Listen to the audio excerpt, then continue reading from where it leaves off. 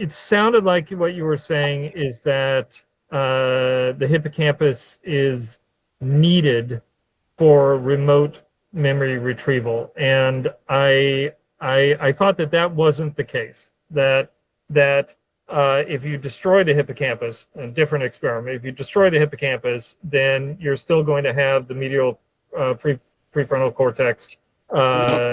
Sorry, this is where terminology gets difficult, and I even have problems with their terminology about remote memory, which I would consider the consolidated trace. When they're saying that the memory retrieval depends on newly recruited hippocampal ensembles, not the original trace, they mean that retrieving that memory into hippocampus depends on the newly recruited ensembles. So, Okay. so this is purely about retrieving into hippocampus, not about the ability to retrieve it at all and use it. Okay, and there's always this there's this remote retrieval step that is occurring. So it's kind of like you've trained it. It was momentarily in the hippocampus, but actually that is never important in these studies. So you train it. It gets transferred from the hippocampus to the frontal cortex. It's living in the frontal cortex. Then you retrieve it from the frontal cortex 21 days later or 14 days later, depending upon the study. And then it becomes, again, dependent upon the hippocampus. It becomes dependent on the hippocampus for the sorts of things they're testing, like the context specificity and the updating, these types of things. It doesn't mean you can't use the memory without the hippocampus.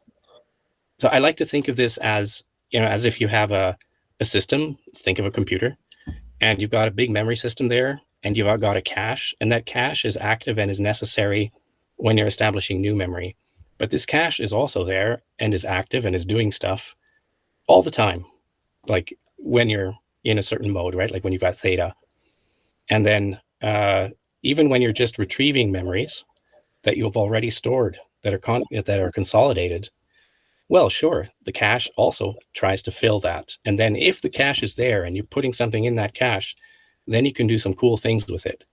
Because this cache, the hippocampal cache, it's not where you store all the details of the memory. You can't store all the details of vision and auditory and all those other multimodal things in hippocampus specifically.